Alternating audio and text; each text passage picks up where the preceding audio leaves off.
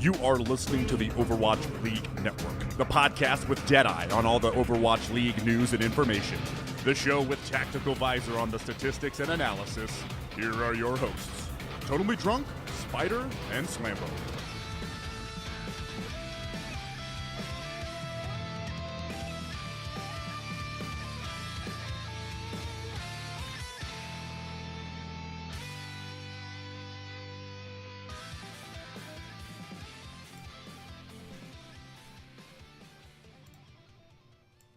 What is up, guys, and welcome back to Overwatch League Network, the podcast with Deadeye on all the latest Overwatch League news, information, and esports analysis. I am your host, Totally Drunk, and tonight on episode number 58, we are going to go around the league discussing the latest Overwatch League news, share our thoughts on the roster reveal of the Guangzhou Charge, and take a look back at Contenders Korea Season 3, Week 1.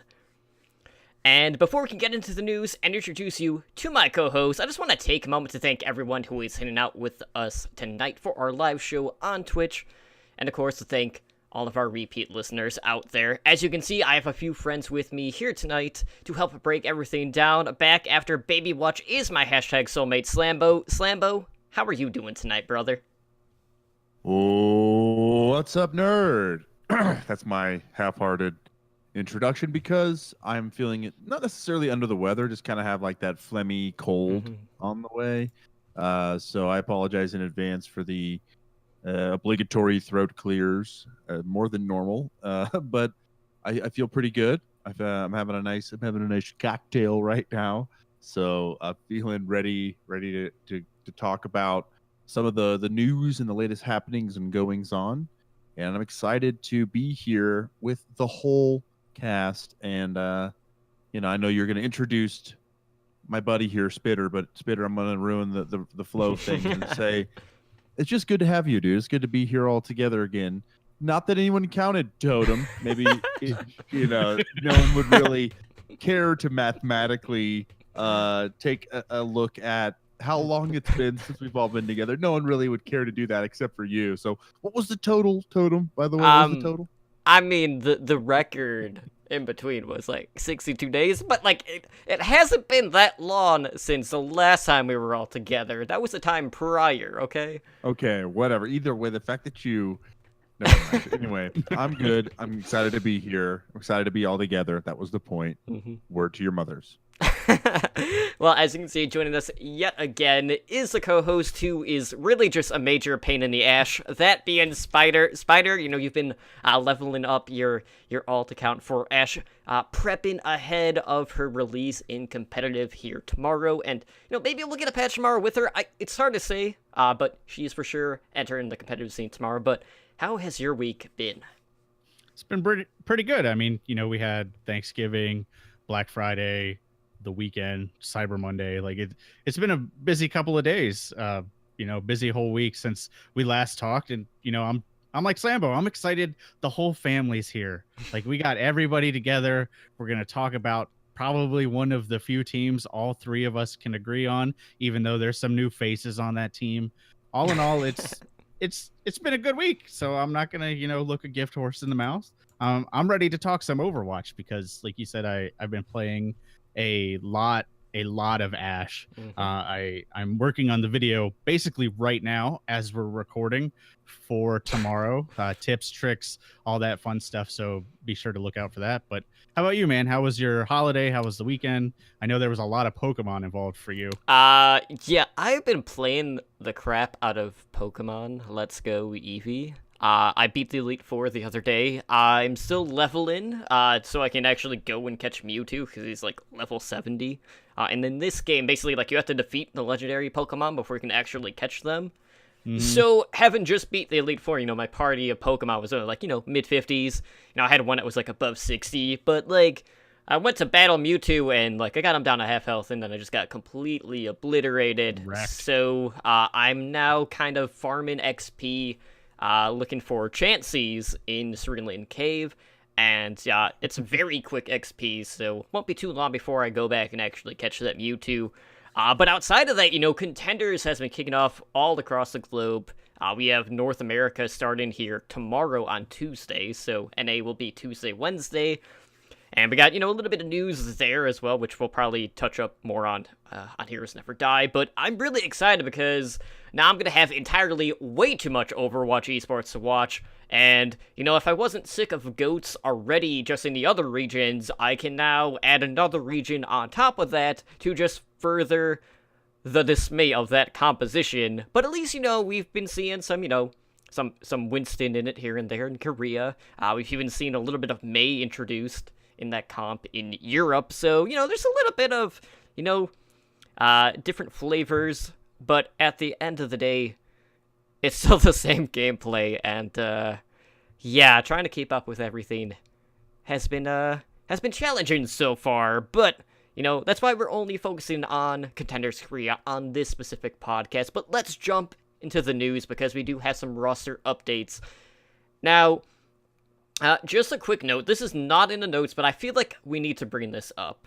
So we have that minimum of, 8 players on the rosters that need to be signed. That deadline is coming up soon. That is December 1st. Also on December 1st, there's a Vancouver Canucks game, which is a gamers night where supposedly they're going to announce, Vancouver, more specifically, our boys of Runaway. So, I know my good friend Melkari is actually going to be at the game, so, it'll give us an idea of what the reception is going to be at the hockey game, because I'm a little concerned about how people are going to react, at a sports arena to that, but I just want to know how exactly, they're going to feel and how she feels. So, maybe I'll talk to her whenever that happens, but we're expecting that announcement on the deadline day. But let's jump into the news and go back to kind of like a discussion that we started last week, which was a Hangzhou Spark. We were talking about their coaching staff, some of their additions to that team, and they added 4 new players to that roster. So first up, the Spark, continuing their daily announcement streak, they announced 2 of their support players. First up, they had IDK, who is a main support player who competed in Contenders China with Lucky Future Zenith. He's primarily known for his Lucio play, and according to some of the league boys out there, he was one of the more targeted main supports during this off season. And if you're not familiar with the Chinese contender scene, specifically Lucky Future Zenith, that is a Korean team that was competing in the Chinese region, and they absolutely dismantled the Chinese scene for 2 straight seasons. They were back-to-back champions. Over those 2 seasons, they only dropped 12 maps total. And their support duo, which was IDK and Lucid, were considered to be one of the best support duos outside of the Overwatch League. Now, it is worth noting that for Lucid, he remains unsigned, so to kind of compare it to another team that was heavily poached in prior seasons, let's look at Team Giganti. There was a DPS player, Davin, who was the only one not signed to Overwatch League Season 1, and unfortunately, Lucid is falling in that same category. So that's unfortunate for him, but they also picked up Revenge as a flex support player. He was with 7, and, we kind of talked about how a lot of this team was kind of like a split between X6 Gaming and 7, and he competed in Contenders Korea, and he's an Ana Zenyatta player. And it'll be that for the Spark, but, there's a pretty good chance that he might end up being the alternative flex support option due to another player's involvement. But I want to get your guys' thoughts on these 2 sign-ins as, the introduction to the support line. So we got IDK, one of the more well-respected Lucios in the game, and, you have Revenge, who is kind of on one of the middling teams so far, at least in Contenders Korea. Yeah, IDK is a huge pickup. I mean, absolutely huge. He's probably, I would consider him at least the best Lucio in the Chinese contenders, by far. There really wasn't anybody that stood up to him. And he also plays a pretty good Mercy. Now, we haven't seen as much Mercy with all the goats going on, but who knows when she'll come back. They're making a lot of changes. Her Valkyrie buff just kind of went through, so we could see more Mercy as time goes on. I'm glad that he got picked up. He of everybody, he kind of reminds me a lot of Custa. Like he's very flexible. He brings, a kind of a level of communication to the team, maybe not quite to the level of Custa, but he just reminds me of that type of player, and every team needs that type of player. And I think Revenge is a strong support too. You kind of spoiled it. I don't think he will be their starting support, a secondary support, because of someone else they picked up. But I think he's a strong sub. I feel like he has the ability to become a starter. I feel like he just has a little bit of work. He does bring some synergy from Seven because he's going to be playing with other previous teammates, but that's also something the other support they signed is going to bring due to the team he used to play with. So I'm really interested to see how the support lineup ends up for the Spark, but I can almost guarantee that IDK, if the meta stays similar to how it is, or if there's any amount of Lucio play, will be at least a guaranteed starting support. Yeah, and I mean, it's obvious that they would rather have half of that duo that Totem mentioned than none of it. So it is good to have the Lucio. And, as kind of the aforementioned unspoken other support that we're going to be talking about here shortly, I think that is a nice supplement instead of kind of having that same duo together. So I think Lucid is going to find work. I mean, we don't really know at what tier necessarily, but I wouldn't expect him to be gone for very long. And then I think that there is still some synergy for Revenge on the roster, having some connection back to Team 7. I agree that I do feel like he's not necessarily going to start, but we may have room on that roster if we're looking at kind of the heroes that are played for some more of that niche support play, that Brigida, that Moira, maybe some more of some map specific support play that Revenge may look to get into. I don't know. I'm just trying to think of how they look to use him, but ideally these are both solid pickups, and this roster is coming together really nicely. It's not just those pink uniforms that are drawing me in. I really like the way the roster looks, and I really would like that see a little bit more competition in the Pacific Division, and I think this is a good way to kind of spark that up a little bit. I see what you did there. But anyway, so that was not the only announcement this past week that we got from the Spark, as they added 2 more players to round out that roster. So they started by signing Crystal, and this is probably going to be a name that's going to be more familiar to our listeners just because of the Overwatch World Cup. So Crystal is a DPS player, a Chinese player who competed for T1W. This is another one of the top Chinese teams in that region. And for a lot of people, Crystal is considered to be one of the premier esports athletes in competitive Overwatch in China. The other one, most notably probably being Gushui, according to, a lot of people within the community. So Crystal Specifically Totem. Yeah. So Crystal plays a lot of Genji, Tracer, McCree, Widowmaker, and he was part of the 2017 and 2018 Chinese Overwatch World Cup team. And then, kind of bringing it back to the support lineup, they also picked up Bebe, who is a flex support player from X6 Gaming, who just, what we have seen overall in contenders and just overall play is likely going to be getting the nod as the flex support player on this team over Revenge.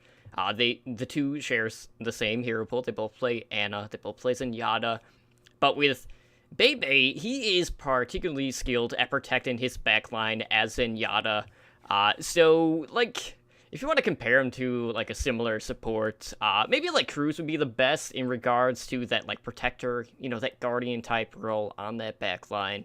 And this is a player that previously won Contenders Korea and the Nexus Cup with X6 Gaming. So all in all, we now know a vast majority of the pieces that are going to be on this roster. We got, kind of a merger between X6 Gaming, 7. You also have some pieces that are, some pretty big names out of the Chinese scene.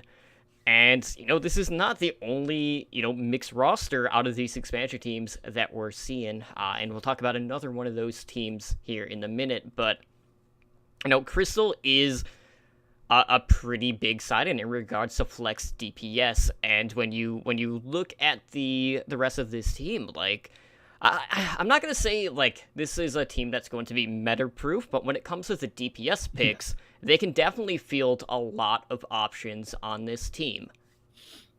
Yeah, it's just a shame that nobody actually plays DPS heroes anymore. But yeah, I mean, you're absolutely right. Like, between Crystal and Godspeed, they're essentially meta proof. They can pretty much run any combination of DPS heroes when you actually want to run a DPS hero. But you hit all the major points. Crystal was one of the standouts for World Cup, so he's a big name pickup. And we've already kind of talked about Bebe. I mean, Bebe is, I think he's going to be the second starting support unless something major changes in scrims. Maybe there's something they like the look of Revenge better. Who knows how it's all going to play out. Like we can make like wild theories and accusations and all of that, but at the end of the day, this is actually looking like a very solid team. And they did find another Chinese player for Gushui, so he won't be the only Chinese player on this Chinese team. So I think it all in the end rounded out pretty well. And I think, like the rest of us, I'll probably buy some merch for them one way or another, just because, I mean, come on, look at those colors.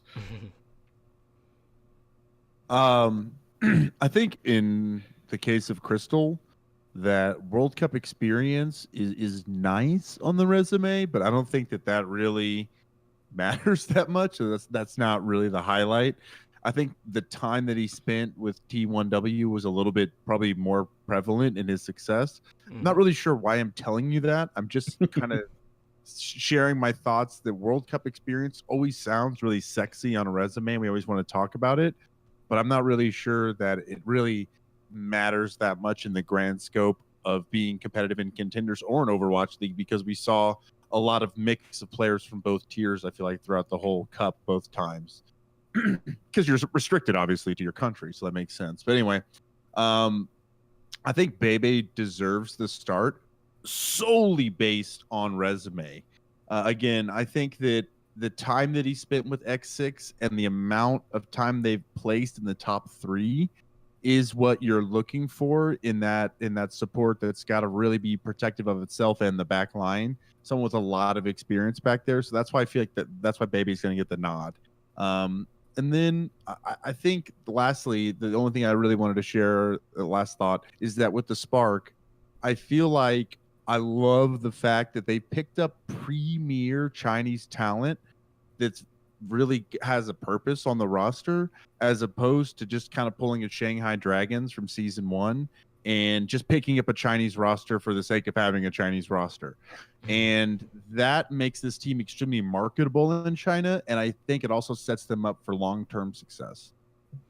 100%. And just to like kind of go back to what you were commenting about contenders as opposed to like World Cup experience, the World Cup is great with overall exposure, but you're not getting to see like levels of consistencies in play because all of it's happening within like a very like small window there, as opposed to contenders, which is going on in like, a 3-4 month span. So they want to see that level of consistency throughout play rather than just, okay, like you popped off in a couple of maps or matches here and there. Let's see how you do in the grander scheme of things. And just the overall sense of competition within that scene. There's a varying degree of skill when you compare kind of like the two sides. But anyways, moving on, we have to talk about another one of the expansion teams who just announced their roster. And this is another mixed roster, which I have a lot of mixed feelings about as a whole, that being the Guangzhou Charge. Now, this roster consists of 10 players. You have players from the United States, you have players from Europe, you have players from China, players from Korea. And they posted like this Twitter video, which was like very over the top, like NBA styled introductions of these players on this roster. So you have 4 members of Metabellum, who were one of the Contenders Korea teams. So that included their DPS player Happy, tank player Rio, and also their support duo of Wanjie Li and Chara. Joining them are two of the Chinese players, who both come from LGD Gaming. You have DPS player Eileen and support player Only Wish. And then, we got some contenders players, which, this is interesting because, like, when I'm talking about, like, the contender scene, some of these players might not be, like, the first names to jump off, my tongue when I'm talking about, like, oh, who's going to be, like, the one person to get called up, So they pulled from the former Toronto Esports roster, their DPS player Nero and support player Shu. And then the final addition was a member of the British Hurricane, their DPS player Kib, who had a pretty good performance for the United Kingdom in the Overwatch World Cup. So when you look at this roster, you have a roster that consists of 4 support players, 4 DPS players, and 2 tank players because, we also have Hotba, who was traded from the Philadelphia Fusion. Now, what's interesting to me about this lineup is when you look at this roster, this is really, like, one of the few situations where you're going to be having, kind of like the transition from, the sides of the world kind of like flipped. Normally, some teams like to bring in a couple Koreans, and we see how the Korean players adapt to playing on a US team. Now you have, Kib and Nero looking to adapt to a Korean team, essentially. So it's kind of like a flip of the switch. It's a different narrative involved. So, you look at these contenders players and, some of these Chinese players. How do you think they're going to be able to adapt to a Korean team as opposed to what is, more of a tradition around competitive gaming? As long as the coaching staff's there to support them, I think they should be able to adapt. Kib is, very, very outspoken. So I feel like he can adapt to any situation given enough time and enough chance to actually just figure it out and talk it out. Overall, like, I think this team could, work out well. I think Hotba went from Philadelphia Fusion to Philadelphia Fusion 2.0. Like, that's almost what this roster reminds me of. It's just a bunch of I don't want to say high profile, but, higher skilled, higher profile players. And, the one I want to talk about is Eileen. And since you guys just basically dumpstered the World Cup in terms of experience, I got to bring it back a little bit. Eileen was my standout for 2017. Mm-hmm. Like, the Doomfist, like, the flexibility was ridiculous. Like, that he almost single-handedly put China on the map for me, and that's really when I started paying attention to them. And then we had the whole miraculous youngsters and all that stuff, and dragons and bad stuff too. But I am excited to see Eileen play in the Overwatch League because I do want to see what you guys are talking about. I do want to see if he can bring that level of consistency that the Overwatch League needs. I am also excited to see Kib, mostly because of his performance in World Cup. If you go watch any of the VOD reviews, everybody's like, Kib is ridiculous. Kib is amazing. And with the changes to Roadhog, he could easily be one of the best Roadhog players in the league, like, hands down. Like, I would put him up against, like, Taimu any day. I think that Kibbs has a certain level of, I don't know if it's star power or likability or however you want to word it, but he's so intriguing for me, and he's been that way for a long time. It's not that he's just been good. He's been around for a long time, showing up in that kill feed, even back to 2016. So Kib is certainly someone that is enjoyable to watch. I think having that core together from Metabellum is really going to assist this team early on. And I think that it's good that it's not completely like one roster that's all stuck together. I think bringing in other perspectives and other players is always healthy and good. So I don't think this team's going to end up being like a Florida Mayhem. Really, a team that has a lot of synergy potential and then does nothing with it, and also kind of is stuck within the walls of like their roster, a hero roster, meaning, sorry. And then lastly, I like rosters that are built around a single main tank, where there's really no question of who's going to be in, who's going to get a lot of that playing time, and really figure out how to play within those maps and within those lineups. So I think Rio here, while not probably the biggest name, I think that over the course of the season, we're going to see Rio do a lot better because of the playing time he's going to see. So I think this team's going to be all right. Eileen, great. Listen, fun to watch, Spider. I'm not trying to poo-poo the whole World Cup. I just mean in comparison to, other types of experience, it just won't translate the same. But exposure-wise, which is exactly what you were talking about, yeah, a ton of exposure, and then Eileen stood out. The eyeball test showed right through, as Eileen played. But looking forward to seeing this roster play. Again, I said it with the last time, as we're talking about Hangzhou Spark, but the Guangzhou Charge is also adding more depth to the Pacific Division that we need, and I want a little bit more competition here, so the Seoul Dynasty can, be impressive when they win. Yeah, for me, for this team, I'm definitely looking forward to seeing Happy play again. His Widow was definitely one of the standouts on the Meta Bellum roster.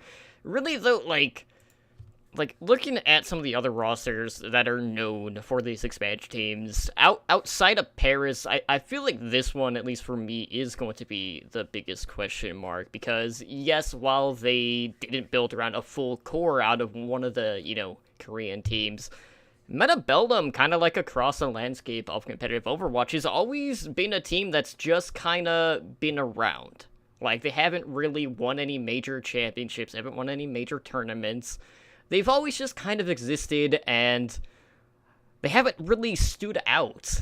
They have been, competing in, a lot of tournaments, but, it's not like a team like, Runaway that, eventually got to that point. I think at best, maybe they finished second overall. Like, I don't have the Liquipedia up right this second, but this is a team that has been more of like a gatekeeper type role in the Korean Overwatch scene. So for me, like, that kind of puts them more below the middle of the pack, at least when I look at this roster. But who knows? Maybe this could be a team that, surprises a lot of people. Maybe they won't just, be one of the teams that's fighting for, what would have been like the 10th through 12th spot in the overall standings for the Overwatch League. But I feel like, all in all, this team leaves a lot to be desired, but, the preseason is going to give us some more info once we do see these teams play. I don't want to rule them out right away, but seeing Happy and Eileen as a DPS duo is going to be pretty poggers for me.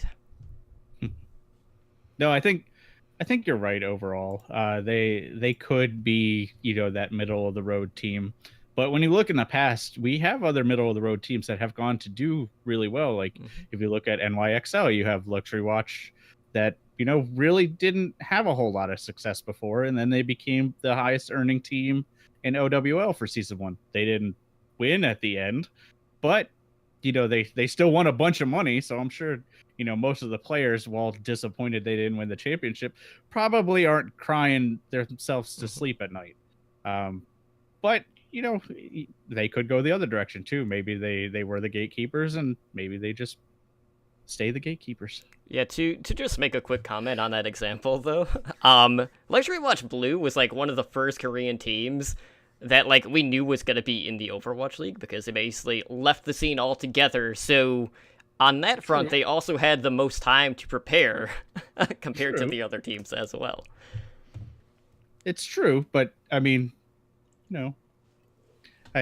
they had the most time to prepare, but as we've seen in Overwatch, preparation doesn't always mean everything. Right. Yeah. But anyways,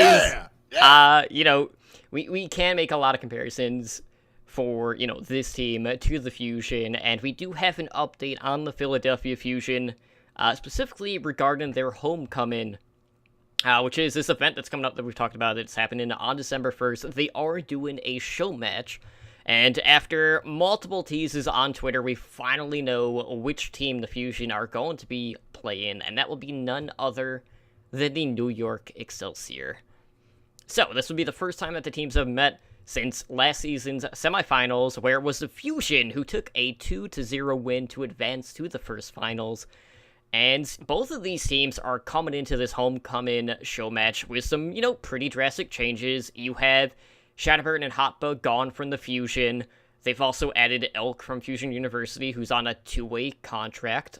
And just a quick side note on that, Snillo is actually also listed on the Fusion University roster, so he might also be a two-way player. I mean, it kind of makes sense seeing that he's on that roster, which was announced earlier today. And then for, New York, they also called up Nene and Flower from XL2 Academy, so, we got some fresh faces on both of these teams. A little bit of changes here and there to some other DPS and tank players. But, this is a show match. You can't really read too much into it, but at the end of the day, who do you guys favor going into this one? Just knowing what changes these teams have made during the off-season period. Slambo, you want to take this one first? Well, I don't know if it matters how much the rosters have changed. I think that there is a certain sense of revenge that New York Excelsior organization feels, and I feel like, but all of us we're going to say this. It's nothing like groundbreaking, obvious revenge game, and I think this is the right time for New York to want to do that revenge, because Philadelphia probably isn't going to be getting up as high for this game. They're just not going to probably feel that the same urgency that New York feels. So I feel like New York has the advantage here, but I want to use this as a time for us to see some of the changes Philadelphia has made in comparison to last year. And I don't think if they lose this, that it's necessarily a bad thing. I think this is definitely a fun testing phase for things. So I'm fine with that. I think that this is an awesome opportunity if you're new to the Overwatch League, or if you're kind of jonesing for a hit, if you will. This is a perfect taste of the Overwatch League. It just kind of will satiate your hunger very temporarily, and I want to see more of these. So I don't put it's like a preseason football game, like certainly fun to watch, but doesn't matter a lot. But I'd rather be watching preseason football than really anything else on TV, so more of this type of stuff certainly would be nice. Yeah, exactly. That's pretty much every point for point that I wanted to hit, and I was hoping you would do that to save me, But yeah, I would give the edge to NYXL just based off of the revenge, and maybe looking at some of the talent that they've called up, and I don't think it's going to be real indicative of who's better in season 2. Like, sure, they're going to play well and they're going to try hard, but we don't know what their training schedule is like right now. We don't know how their off season has been. We don't know how many sandbags they're making NYXL carry around with the guilt that they lost. We don't really know. So I'm just excited to watch this, because I do think that this will be a little more serious than some of the show matches we've seen in the past, but I wouldn't expect anything super competitive out of it.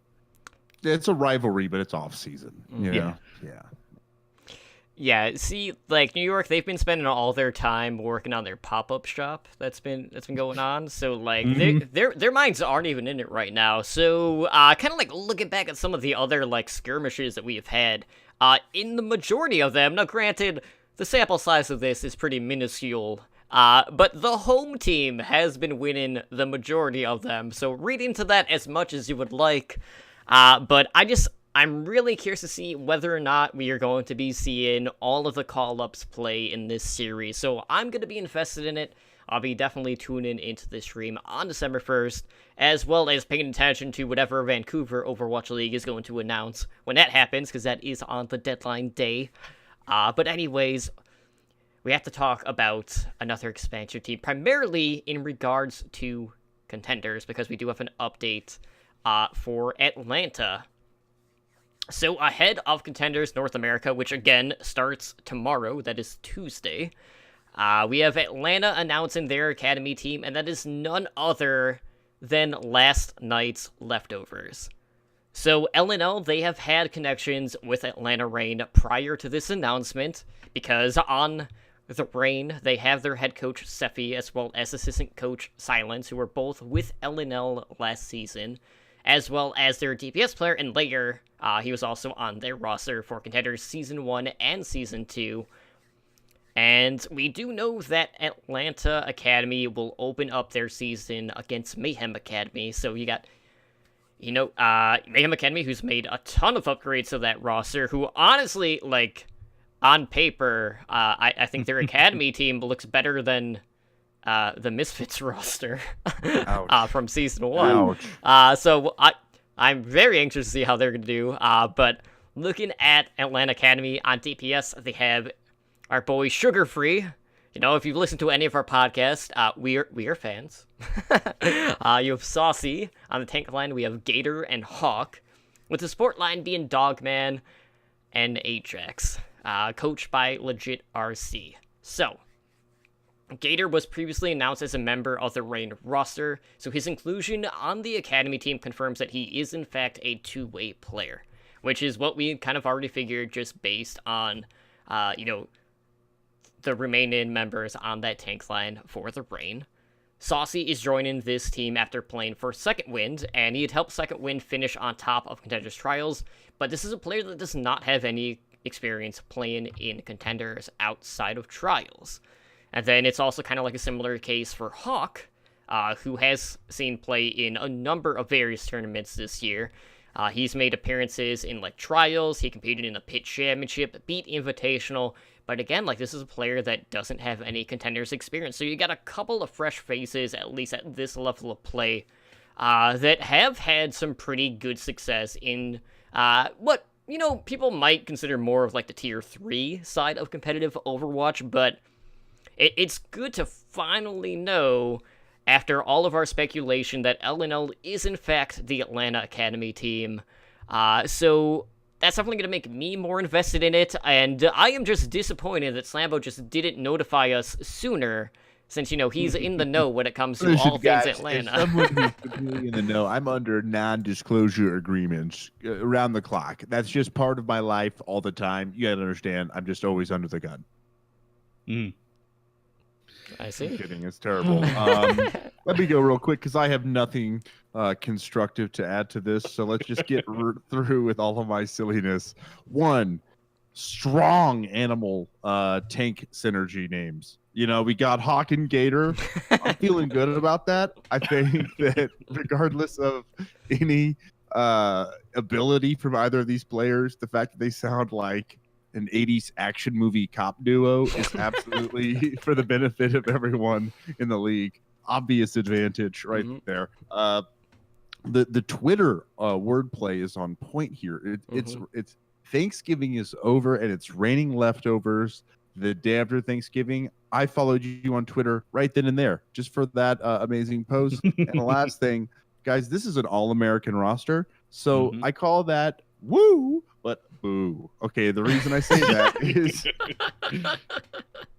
stop laughing. For the incoming losses, killing rosters, right? Because it's awesome. Because I want that all-American, 100% made teams. That sounds cool, but I just don't feel like they're really going to stand a chance when it comes to teams that were open to diversity. In all seriousness, I think you have to embrace different cultures, not just for the competitive advantage and the player skill, but for the perspective advantage and for the communication advantage that you gain through having, again, a more unique roster. Done and done. All right, moving on with me. Woo and boo. All right. I'm glad you got some silliness out of the way, because I also had silliness. I like the DPS lineup of Saucy and Sugar Free, because it sounds like some barbecue sauce that you would buy if you're kind of health conscious. So I feel like the team together has unparalleled amounts of synergy on the next level. So I'm a big fan of last night's leftovers. We all talked about it before, so I was not surprised by this announcement. Anybody who's followed LNL and Contenders wasn't. So awesome. I'm more invested in Contenders, just like Totem is. I want to see them succeed. The only thing that holds me back a little bit is my pure, unadulterated hatred for Gator and bringing his goats. That the team takes it to 11, and then they bring it back down to a 9. So overall, I'm really excited. I just want to point out, though, Slambo, really quick. You bring up Gator and Hawk and their names. So you got one that kind of like rules the water, right? You got one that rules the sky. But we need something on the ground. Like, we need something on the middle ground there. Like, there's nothing quite in between. But, like, my biggest disappointment, kind of like circling back to Contenders talk, is, they recently said, like, okay, Korea, they're going to get paid in Blizzard bucks. So does that mean that Sugar Free is going to be paid in Skittles moving forward? Like, I don't know, because that's what his grocery list consists of. Yes, it's just Skittles. I know, it's basically Skittles. But hold on, Totem. I'm going to interrupt you here because they, in fact, do have something that controls the ground. It's a bipedal canine known as Dogman. All right, I'm done. I should stop drinking whiskey for the night. Yeah, all right. Okay, well, anyways, moving on. Speaking of things that rule the ground, let's talk about the Pandas, also known as the Chengdu Hunters, who have announced their coaching staff, and this is official. Initially it was only posted on Weibo. Now it's posted on the actual Twitter account as of like 10-15 minutes ago. I don't know. I just saw the ping on the High Noon podcast Discord, and I knew it was that. So, like, we were already going to talk about this one way or another, but it is officially official, at least on the major social media, as opposed to just the Chinese one. So anyway, we have RUI. Is it actually pronounced RUI, or have we just been pronouncing it wrong the entire time? I don't know. I heard it's pronounced Ray. Oh, okay. That's going to make it which even more confusing. Ray and Ray. Okay. Okay, so we have Ray, who will spelled serve... R-U-I. Okay, spelled R-U-I, yeah. Who will serve as the team's head coach. And then you have Ray, R-A-Y, who will act as the assistant coach. And this is going to be very confusing. So we're going to have to pronounce them both the same way. We're just going to call him Cousin Ray Ray.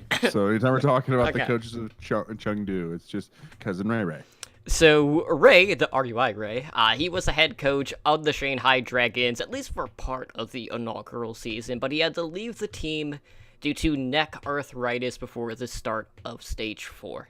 During that time, Khan had filled in as the team's head coach.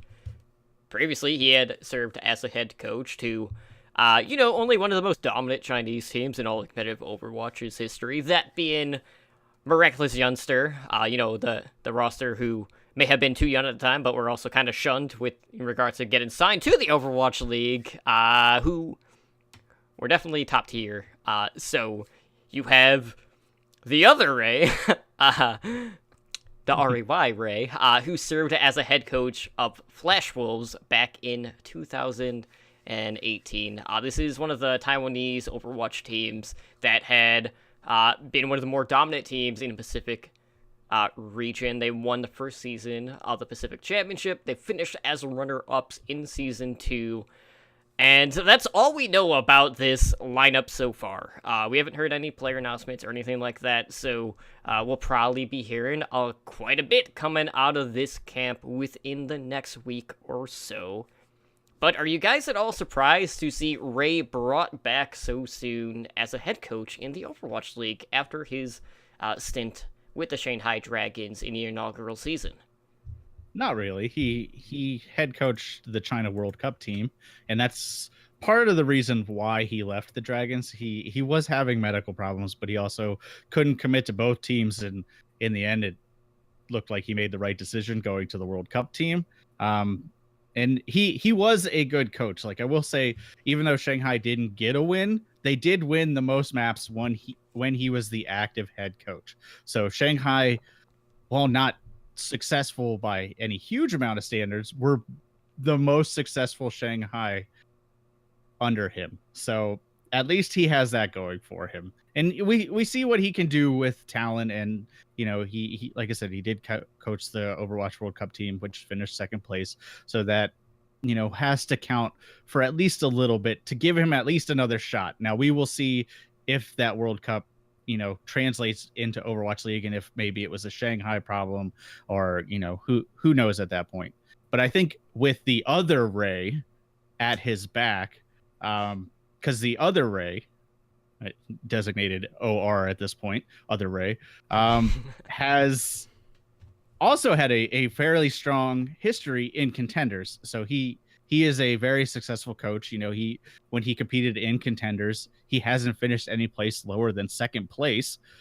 So that's got to count for something too. So I think these two together is a good start. We will see if what I say actually comes true. Like, I hope they find some level of success, but they're definitely a team that I could see going like middle of the pack, just based on the coaching staff, because that's kind of what we got right now. Yeah, listen, I at some point lost who you were talking about. I don't know if it's Ray or other Ray or what's going on. Ray.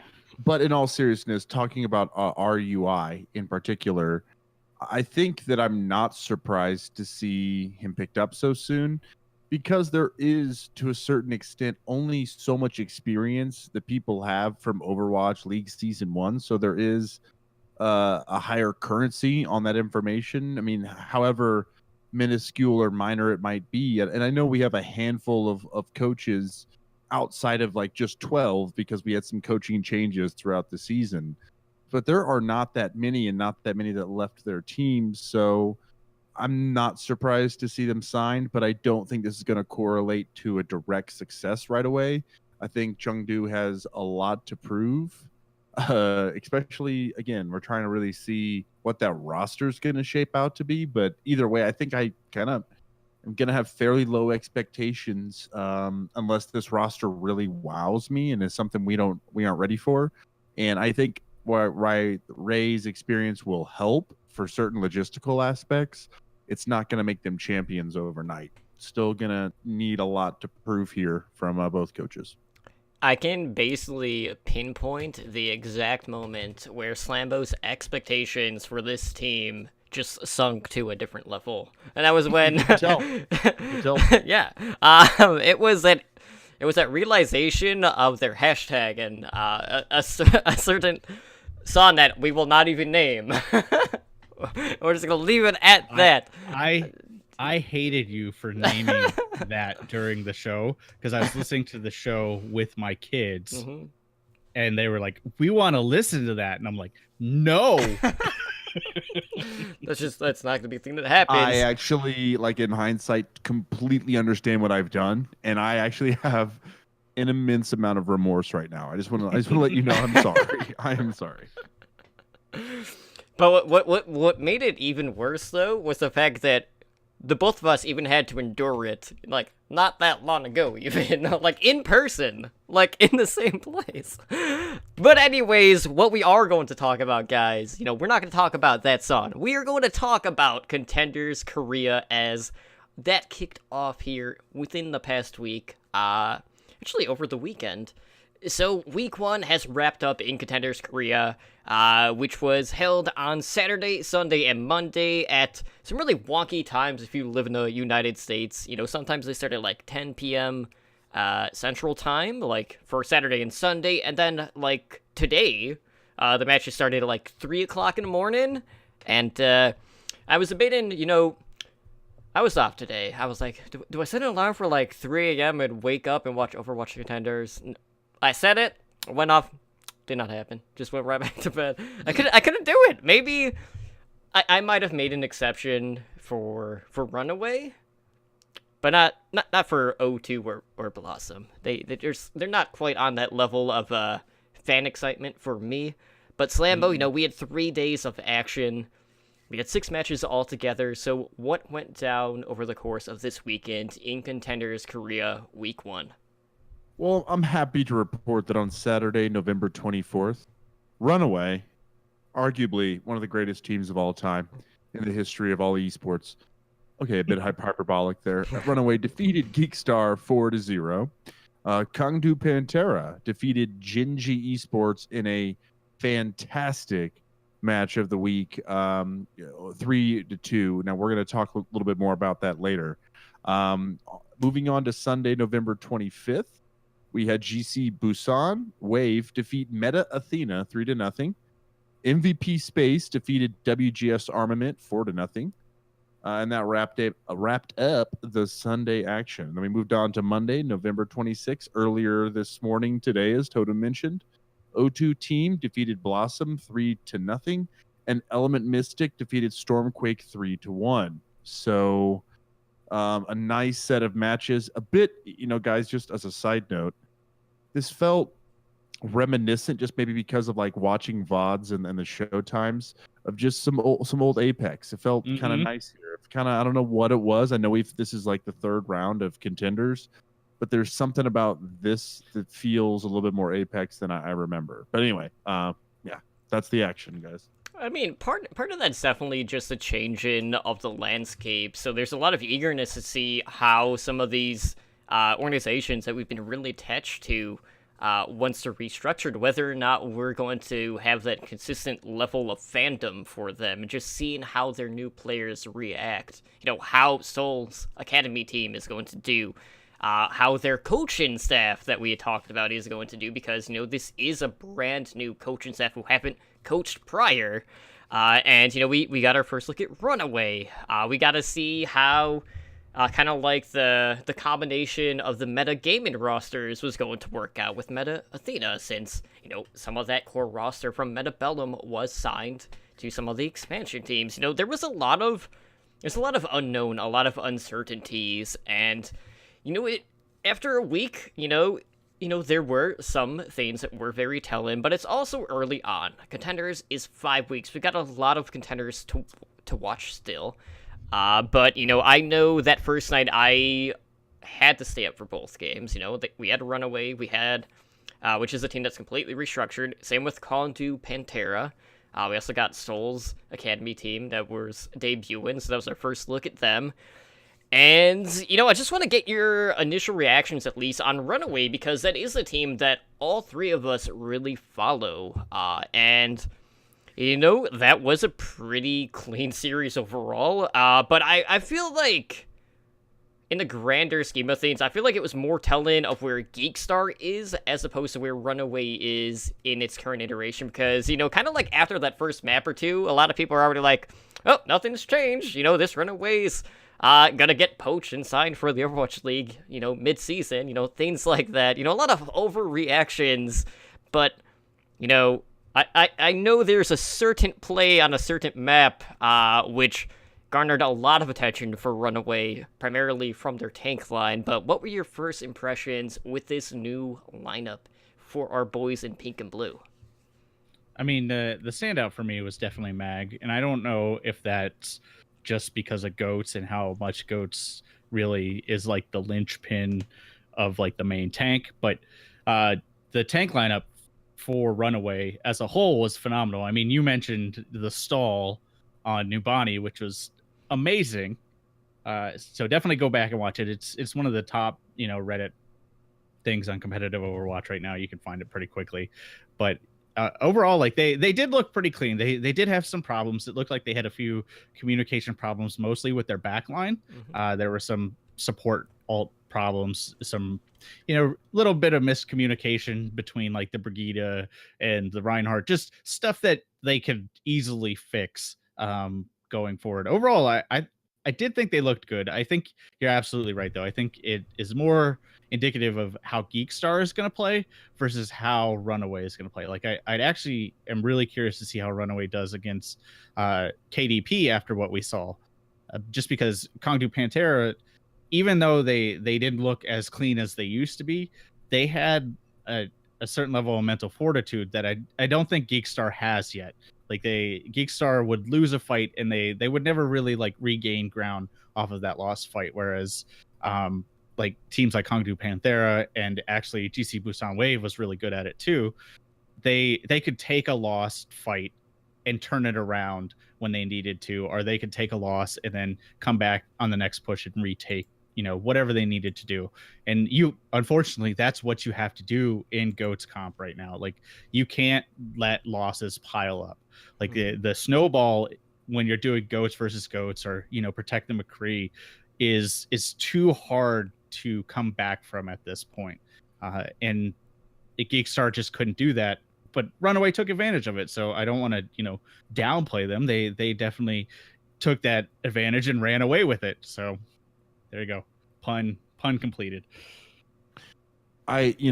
You guys really nailed, I think, the bulk of it so far. But for me, I think the only other kind of singular thing I can add is that before I get too much on this kind of new roster hype train, I'll kind of always be a Runaway loyalist no matter what. But it's just like I am with my favorite teams, is before I get too excited or too hyped and start to get too blinded by an early success, I'd like to see them kind of continue to show that success with some higher level of competition. So I certainly want to reserve my full judgments for later, but certainly first impression, you really can't ask for more. And, really, really exciting for me as we go into season 3 here. It feels like Runaway is that underdog team again, a little bit more of the unknown. And so, they've been a team that always has had success. I say underdog, but they've clearly been a successful team for a long time. But this roster, again, truly kind of has that opportunity to kind of be our little darlings again. And even if they finish top 3, I think that exceeds a lot of expectations and really something that we look forward to keeping our eye on. Yeah, I really loved just the overall level of aggression that we saw. It was almost like selfless gaming level at times. We're just pushing all the way to spawn, which was pretty great to see. So just early impressions on the tank line, I was very impressed with it. And just in the current meta, like, a lot of attention is going to go to that and the use of support ultimates. So those are going to be like the two main things that we're going to be looking at in regards to a lot of these teams. That being said, like, I do want to make note of the Element Mystic Stormquake game that happened earlier today, and we got to see the return of Kaiser. And despite what this scoreline reads for this series, it was a lot closer than what that would tell you. Element Mystic, this is another one of the teams that's kind of had some pieces of their roster kind of poached. So they have a new tank line. But Stormquake is going to be one of those teams that came up through trials. That's going to be a team to watch because their goats does look pretty good overall.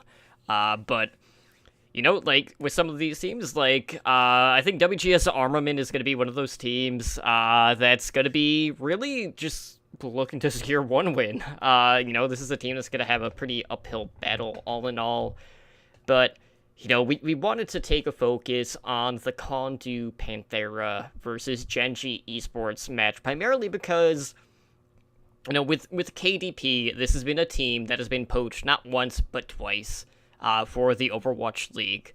So, whatever sort of system this team has in place, whatever sort of scouters that they have, they're clearly doing something right because everyone seems to turn to them in regards to sign-in Korean talent. And then you have Genji Esports, who is the Seoul Dynasty Academy team. Obviously, Slambo and myself, we are big Seoul Dynasty fans. And this is our first Academy team to compete in Contenders Korea. So that's also a change. So, there's a lot of question marks about this team because they have a couple of players that have played on some prominent teams in the past. But for the most part, a lot of their components are, unknown factors when it comes to competitive Overwatch. So there's a lot of uncertainty in regards to not only their roster, but their brand new coaching staff who don't have coaching experience because, as we mentioned, one is an esports journalist, the other is a former StarCraft Pro player. So we got to see their mental state kind of put to the test because they were forced to a map 5. So we started off on Busan, which, I'm happy that that's in the Contenders map pool, and we opened on Sanctuary, and there was a lot of goats in this match, and really every match. But I feel like there's another discussion to be had about goats a little bit later, because we are seeing a lot of variations to the composition in Contenders this season already, and we're only 1 week in. So KDP, they are running a traditional goats comp, and Genji come out opting to run a Protect the McCree team composition. So basically, both teams are looking to kind of like whittle down the opposing Reinhardt using that Zenyatta Discord orb. And we see True being the first to fall, and both of the sides are trading evenly early on. Agnes, though, kind of takes matters into his own hands on the McCree, and, he's just taking very little damage, and off the stun from his flashbang, Genji secures the capture. You see True pushing forward with an Earthshatter, only to get locked down by the Graviton Surge. And, we see some more trades with the main tanks, which happens quite a bit in the series. In a lot of fights, the Reinhardt player was the first to fall, and KDP end up getting a 3-kill advantage, which allows them to flip the point at 78%. But during that fight, we have Shubil earning yet another Graviton Surge. So we see Genji come in, they pull out the Deadeye Graviton combo, which opens things back up for them to retake the point at 40%. And this is when things get interesting. So we have Costos from KDP. He's their Lucio player, their main support player. And he's on the point. You have Genji who are, pushed forward. So Costos is actually able to flip the point here. And he comes back towards the fight. He drops a sound barrier. And that allows Selly to kind of open things up for KDP after he finds, 2 open and picks. So, normally, that's a 5v6 situation in favor of Genji, and they were unable to secure that fight. So not only did they give up the point, but, they also lost with the man advantage at that time, but a great Lucio play actually getting the barrier out for his team there in that situation. But unfortunately, KDP is not able to hold on as their tank line just kind of gets dismantled. The tanks are the first to fall in the final fight, and Genji are able to close out the round, which brings us over to the downtown portion of the map, the karaoke bar, of course. So KDP early on, they tease that protect McCree comp, so trying to kind of flip the script, basically. But they decide not to do that. They go back to spawn, and then they bring out, triple tank, triple support. The problem with this is they lose crucial time, which allows Genji to get the positional advantage on the point, and because of that, they're able to secure the first capture. We see Luke looking to drop the Shatter. That gets blocked, and he gets punished for it.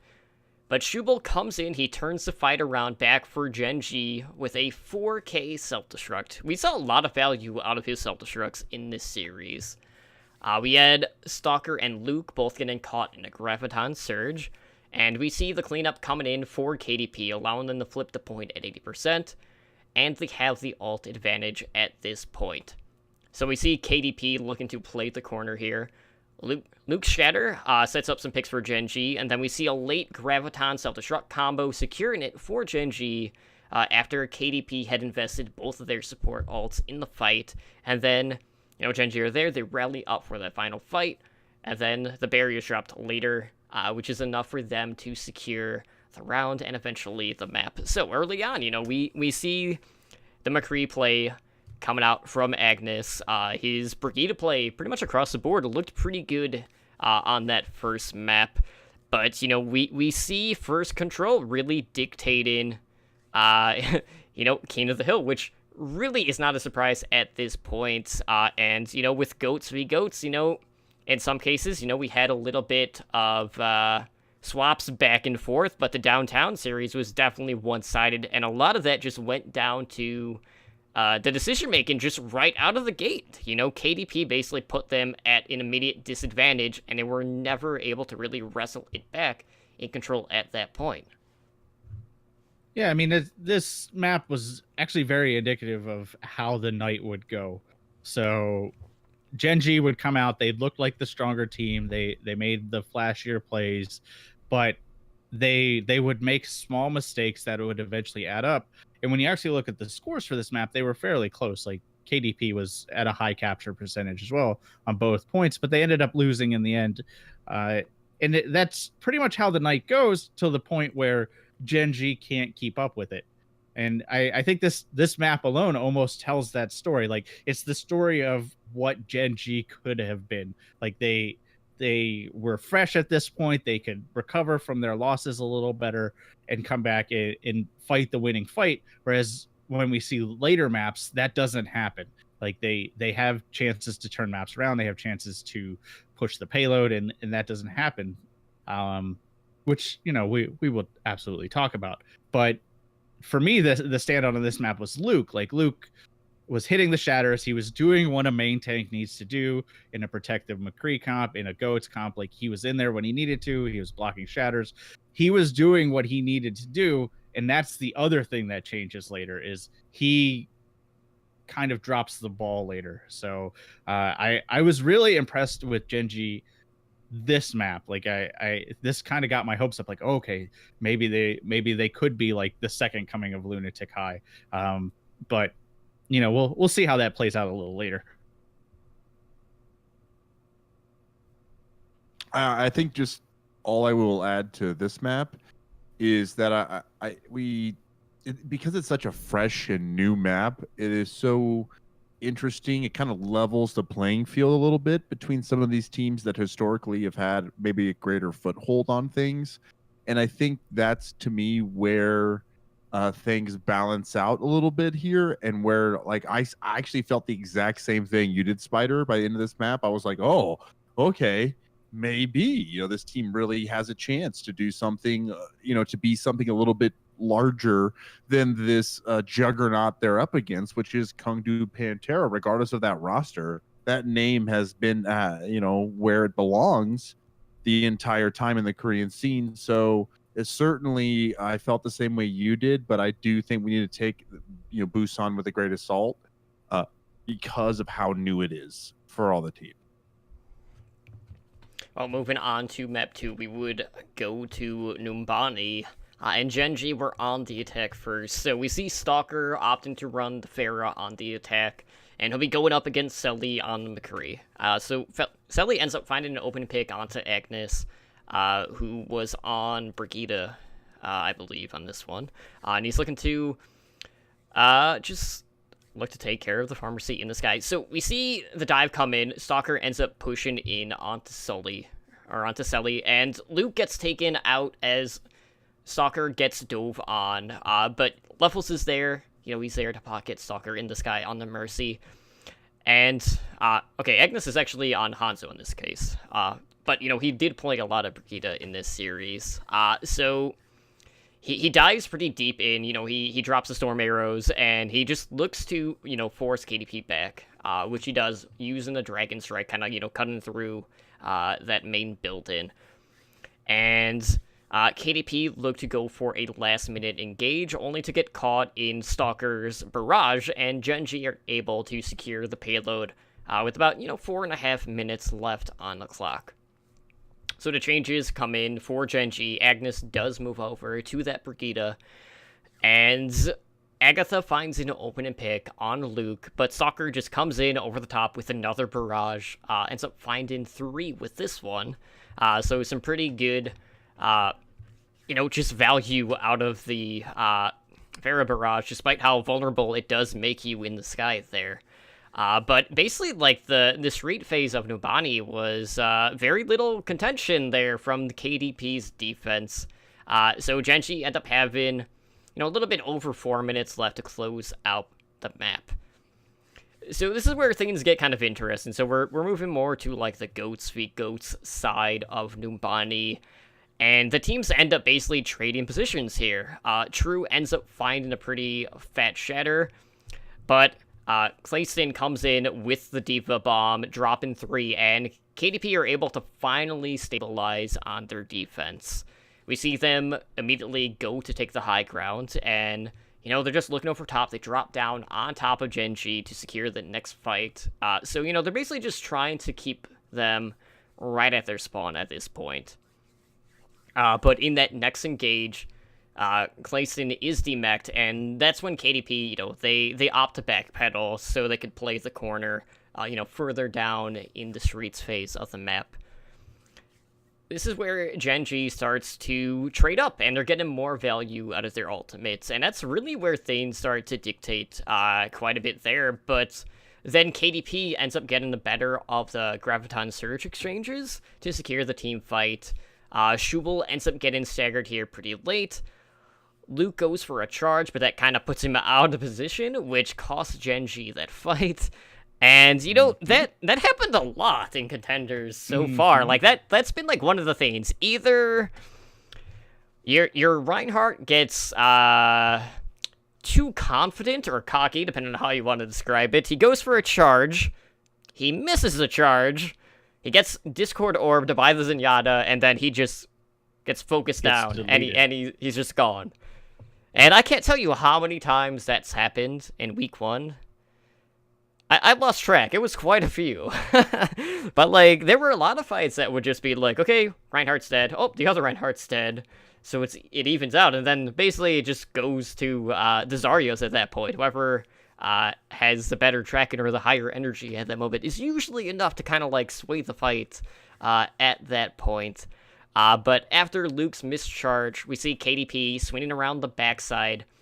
True is there to drop his Earth Shatter, which drops 2 of the players, and then KDP are actually able to secure the hold, which, you know, stops the map completion from that point. And then looking at Kondu Panthera's attack, they come out looking to run a little bit of dive. They dive to high ground, which forces the early resurrect from levels. Genji end up getting forced off the high ground. And this is where Choi Se-wan comes in, finds a double kill as he pulls out the Dragon Blade. And Genji are just losing members left and right. KDP ends up getting a pretty quick capture. They get the payload, and then they immediately go to Goats for the Streets phase. Stalker ends up dropping the EMP, which sends KDP packing back to spawn. We see Schubel throwing a self-destruct in the back, finds a pick, and this is where Genji's defense is finally able to stabilize here. I know Selly gets knocked around a bit out of position, which allows them to secure the pick.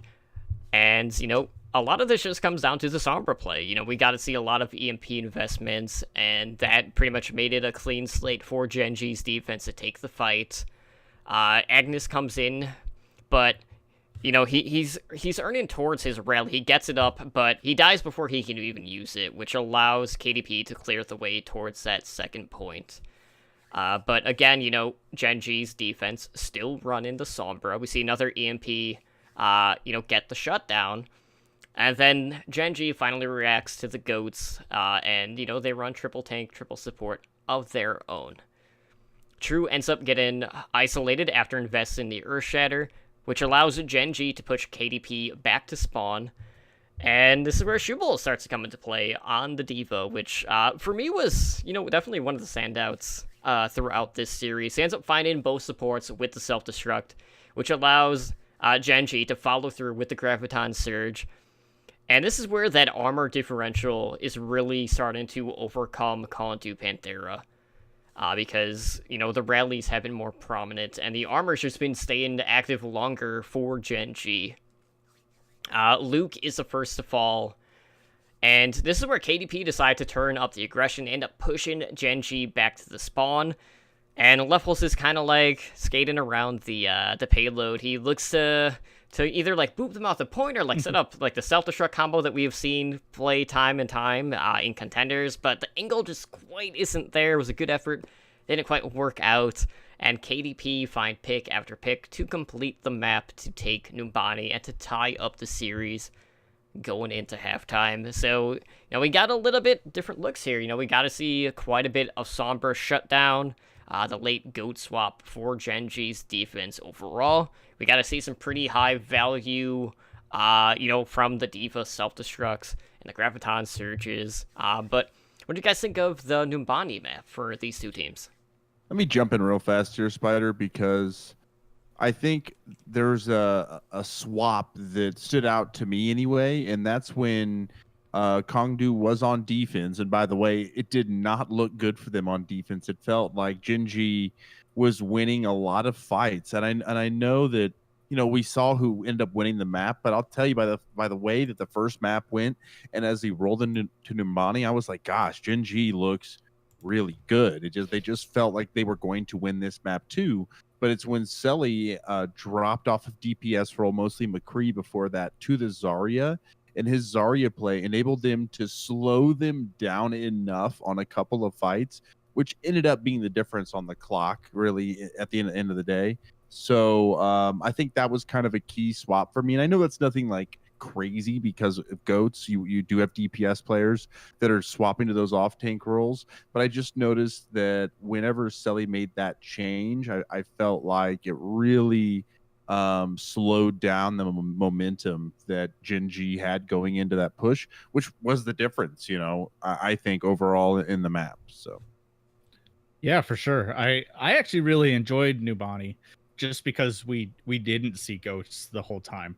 Like I there is a certain level of enjoyment I get from goats, but watching coordinated dive, watching different avenues of attack is always more fun for me. And the fact that this was chosen, and I will probably butcher his name, but Chushwan, Choi Se-wan. Choi Shaewon, their Genji player. They chose this specifically because he is their Genji player. And they basically took it off the back of his Genji. Like if you watch that point A defense, he gets blade ridiculously fast and then just proceeds to delete them. So they clearly have practiced this map. That's why they wanted to do it. And you could tell they were well practiced on like a third point defense. It was almost to the point where they almost forgo the second point. They're like, okay, we can try to stall out as much as we can, but we really want to put up the hard stop on point C, which a lot of teams do, and we have seen that traditionally in Nubani. Like Nubani is one of the harder maps to finish out. It's not one that typically goes to time bank. So I feel like in the end, KDP were just more prepared for Nubani, and they stumbled in the initial defense, but I feel like that was never their plan. Like I feel like point A and point B are like a stall. Like they almost expect to lose those. And if you look at the comps they run, they specifically ran comps that almost seem like stall comps. To Gen G's credit, I really like that they stuck on the Sombra a lot longer than you would traditionally expect. And even the casters called it out multiple times. Like they're going to switch off of Sombra and then they wouldn't switch. They're going to switch off of Sombra and then they wouldn't switch again. And that actually helped them out a lot. They just couldn't close it out at the end. The problem was, KDP did get goats going. They did get the ult advantage, and they were able to push through in the end. Selly was my standout as well. Just all around, he looked phenomenal on any role he was playing on this map. This would bring us to map 3 after halftime, which would be on Hanamura, and KDP were on the attack first. And Gen G going a little bit old school on the defense, opt to run Mei to just secure that choke point, wall people off. Unfortunately, KDP opt to run Sombra Doomfist, and they just go straight through the window. Mm-hmm. So, yeah, of course, they may not get in the most immediate value there. But what ends up happening is, KDP, they jump around to the backside. Choi Se-wan ends up getting isolated on the Doomfist because there's a lot of stuns, a lot of boops coming out from Gen G's defense. And he ends up dying. KDP are forced to regroup here. True ends up primal raging while he's low, and, kind of like an odd thing, too, because he was... one, not with his team. He was kind of surrounded too, and he just wasn't able to get out in that moment. And this is where Choi Se-wan, he's like, you know what? I'm not going to run the Doomfist, unfortunately. He ends up bringing out the Pharah. So we see levels dropping the sound barrier. He ends up keeping everyone up. And Gen G are doing a pretty good job playing around the Pharah. We see some early picks which give KDP positional advantage on the point. Gen G look to re-engage using the rally from the Brigida. And some, we see levels getting picked off by a self-destruct, and that secures point A for KDP with 4 minutes left on the clock. So, Choi Se-wan, he comes in, finds 2 with the barrage, ends up picking off Levels, who was on the low ground. That's... There's a lot of ways that you can kind of phrase that just with his name and, any sort of positional, like, spot, which is fantastic. We'll have to find some way to work that in another time. But Shubel ends up hunting down Choi Se-won in the sky, and Gen.G are able to hold on after KDP secure 2 ticks on that first engage. We see Soccer trying to come in, cut through the EMP, and the respawn advantage is enough for Gen.G to secure that fight. And at this point, time's running pretty low. KDP only have time for one more push on point B. And True is on the wrecking ball at this point, looking to stall out if he can. He couldn't. He basically, he dives in and gets dropped before he can even use his adaptive shield. And he ends up getting focused down immediately, and they're not able to close out the map. So looking at Gen.G's attack, we got KDP, they opt to run Doomfist on their defense. Gen.G just goes straight goats on their attack. We see Choi Se-won rocket punch, which ends up finding Agnes, and Gen.G decide to still commit to the fight despite the man disadvantage. We see Shubel finding True to open things up on the point.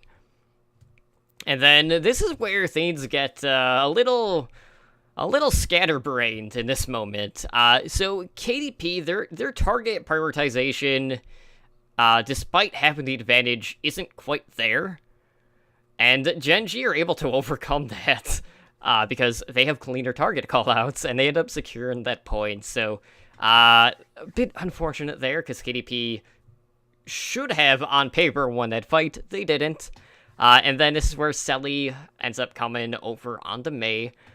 So we're looking to basically, just cut off the team. You're looking to isolate someone and just get into pick here and there. But, Gen.G has over 6 minutes to secure what would have been like 94% for KDP on their attack.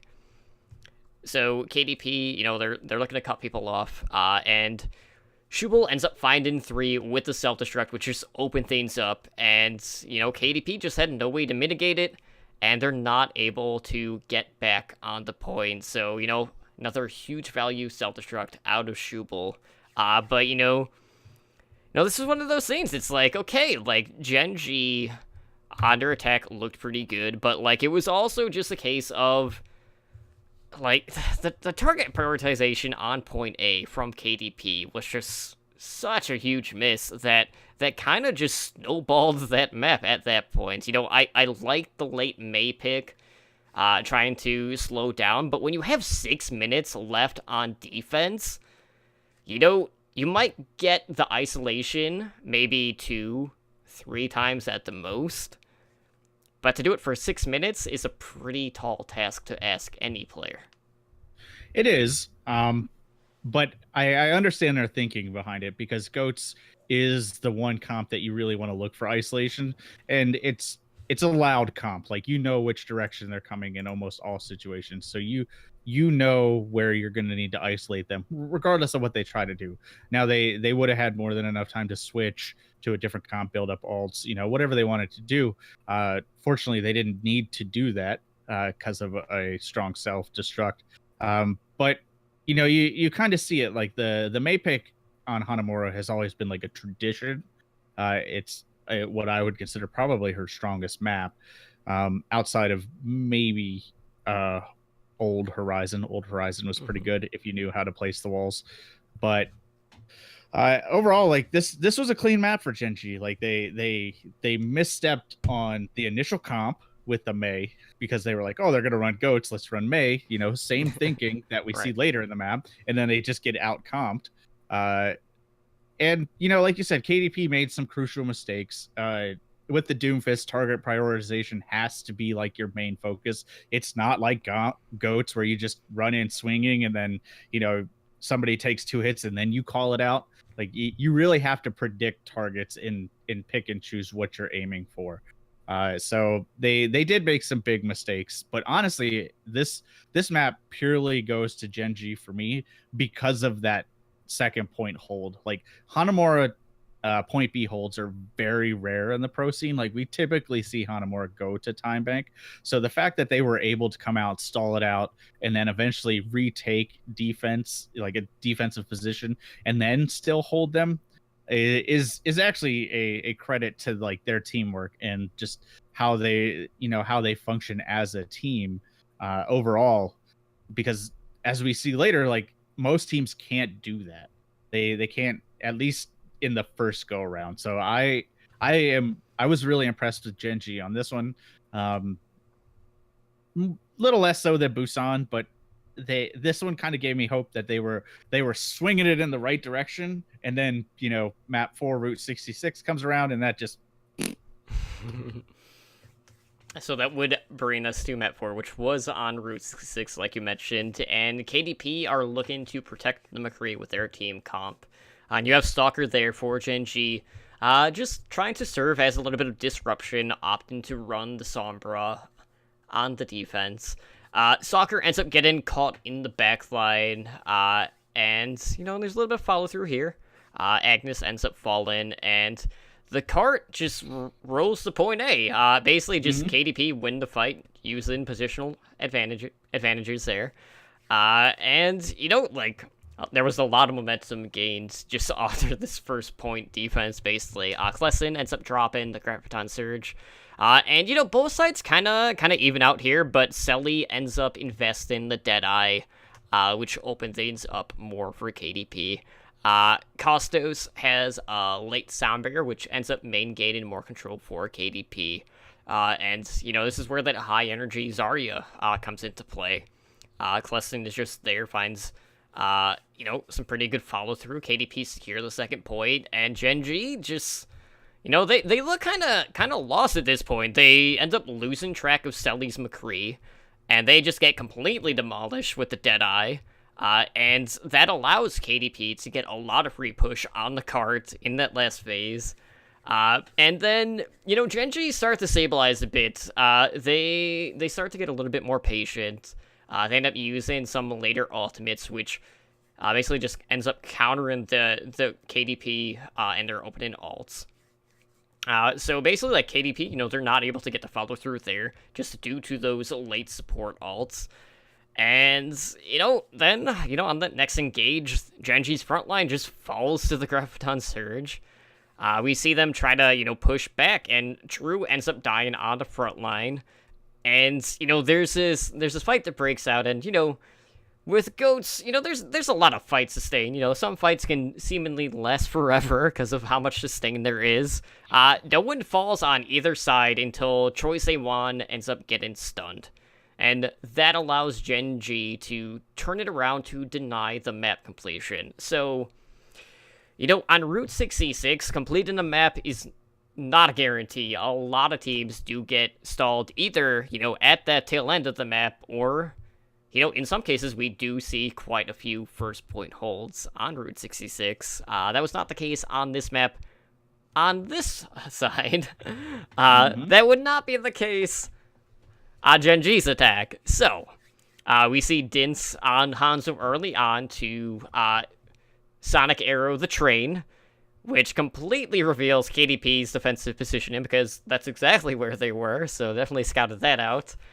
Genji, they react to what they see, and end up moving to a Sombra Pharah DPS duo.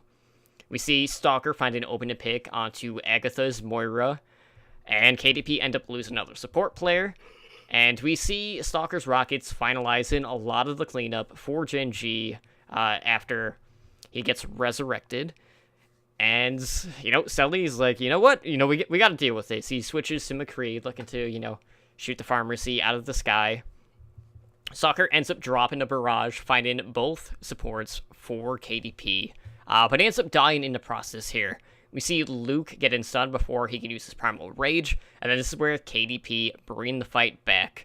Genji heavily invests their ultimates, and, the play here from Genji looks very frantic. And we see KDP, they come in with a counter barrier when the EMP is coming out. Both Reinhardts ends up falling, And Danis looks to keep Genji up with the Transcendence, but KDP has more discipline here. They push the advantage, and then they end up getting the full hold to force the Met 5. So, you got 2 new rosters coming in, and first match in, they're going the distance here. And after a full hold like this, what do you think that does to player mentality, especially knowing you have a coaching staff for Gen G that are new to the scene altogether as well? I mean, it definitely hurt them, and you can see that when we go into the tiebreaker round. That this was almost the kind of the nail in the coffin, because with the current meta, when your main tanks lose confidence, the whole synergy just devolves, and you can see that Luke, this map specifically was so outmatched versus True, whether it was Ryan, Winston, he just could not compete with True. The only time True fell was either he was grossly mispositioned or he was stunned, due to other circumstances. He wasn't outmaneuvered by a tank. He wasn't, outpositioned. He only died when he made a mistake or someone pulled off a really good play that wasn't Luke. So that got in their head, and you can see that the next map, Genji did what they could, but in the end, this map hurt them. The full hold definitely hurt them. I will say that Genji turning it around at the end of the map kind of gave me hope, because that with that level of momentum, even though it is true Route 66 isn't a often completed map, it is again one of the harder payload maps to complete. That level of momentum is hard to stop, especially in this meta. But they were able to slow the tempo down, make some key picks and stop them. I just wish they would have kind of taken that approach when they went into their attack round, because it seemed like when they went into their attack round, they were like, okay, we scouted what they're going to do. Here's what we're going to run. But then they put the pedal to the metal again, and they went hyper aggressive when they really didn't need to do it. They should have went for a few more key picks, a couple of more strategic plays if you want to run that composition. I get it if you're running goats versus goats and you just want to slam into them and hope you make micro outplays. But when you run a Sombra comp, you really have to position better. You have to outthink the other team when they have the positional advantage. Big Earls, like you said, point A is I wish I had pulled this statistic, but just off a gut feeling, I feel like there's more point A holds on Route 66 than most of the other payload maps. It maybe outside of Dorado, because Dorado is another one where point A is traditionally held, but I feel like I've seen more recently on Route 66, and it hurts. I don't know, there's something I'm going to bring up later, so I don't want to talk about that now. But overall, the KDP just outplayed them in almost every facet. They outthanked them, they outpositioned them, and they just outplayed them. I'd ask Slambo's chair what he thought of the map, but just like Genji's tank line, Slambo is not there. So this would force a tiebreaker map, which for this series, I think the tiebreaker's always Nepal. Whatever, it was Nepal.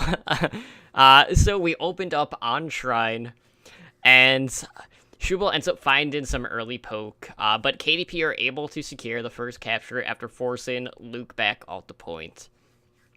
This allows KDP to earn that first Graviton Surge of the map, and KDP just have the edge in this fight. So Genji's Graviton Surge is met by support ults from KDP.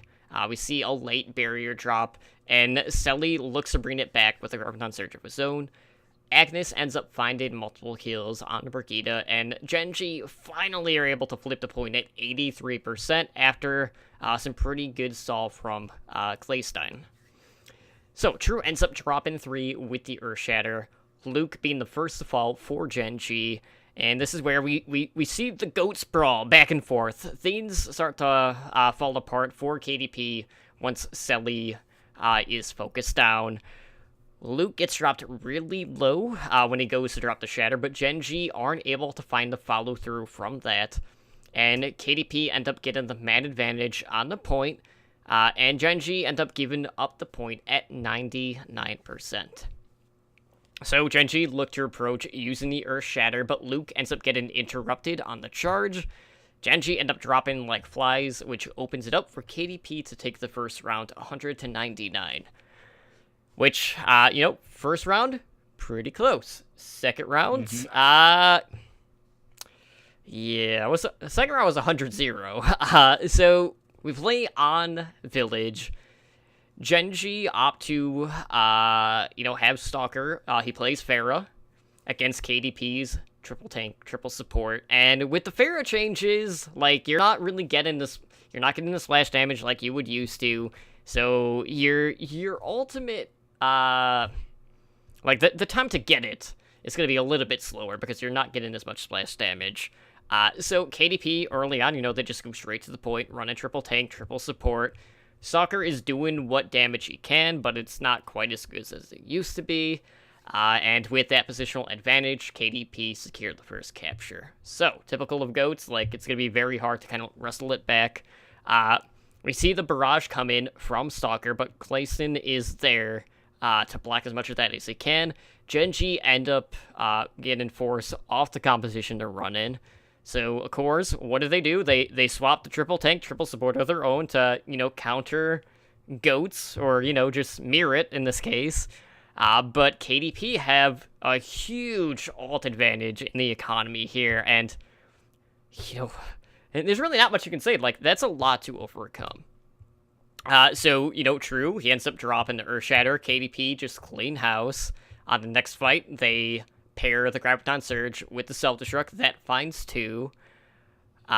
True ends up getting dropped pretty low, but he's kept alive. And Luke, first of all, for Genji, as Selly is basically, earning a Graviton a fight. Just because of how clean these encounters are. And, again, it's just 100-0 in favor of KDP. And it's Kondu Panthera taking the series win 3-2 overall. So, we go to Route 66, Genji, they had a pretty good hold, and then their attack kind of falls apart, and then, you could definitely, that first round on Shrine made you want to believe, and then it's just, a kick to the gut when you see 100-0, but, it just comes down to not being able to build the barrage in the same manner against GOATs like you could with the splash damage prior on Pharah, and then swapping late. You're already at the ult disadvantage, so, more times than not, it's just a situation that you really just can't get yourself out of in this case. No, and that's indicative of the meta. Like I said, GOATs is a very momentum-based composition. So if you gain that momentum, the other team has to take it away.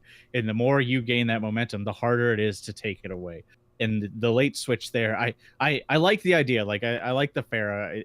It was possible that the Pharah could have worked, especially on that map. The problem is the KDP just played around it too well. They knew how to counter it. They knew where to stand to force that Pharah into bad position to actually get worth. And that's what you have to do. They just purely outplayed them on the second map. There's not much you can really analyze on the second map other than, they came out with an interesting comp. It didn't work. They were 2 behind. They lost. That was it. The first map, I was really impressed with Genji's supports in Shibble because they made up for Luke. Luke was still having problems on the front line, but you got to see some key support plays, some key plays out of Shibble that kind of made up for Luke's shortcomings. Unfortunately, that only works so much for GOATs, and KDP just as a whole played better as a unit. So I was disappointed with the second, map, the second, point, but overall I think both teams did play well. I feel like Gen G has a little bit of maturing to do as a team, but they definitely showed a good showing. Coaches will get better at it. I still have faith in MMA. Like, I feel like he could be the one that elevates this team. But back to Slambo's earlier point, KDP clearly knows what they're doing. They know how to pick talent. These players would take losses and turn them around. And, there were multiple fights that KDP should have lost that they would turn around, 5v6 or, 4v5, stuff like that. So they clearly have an eye for talent. So I am excited to see what KDP does, but I'm not, unhopeful of what Gen G can do. Like they came out, they put up a strong showing. They have some growing to do, but that's true for most teams. And like we said, this is open, open season for Korea contenders. There is no established team this year. There is no like big dog that they have to go through yet. So this is the perfect opportunity for them to grow, and I hope they do so. The one thing that I'm going to end on is the point that I wanted to talk about earlier is every team that chose a map won the map that they chose. So these teams need to expand their map pools if they want to succeed down the line.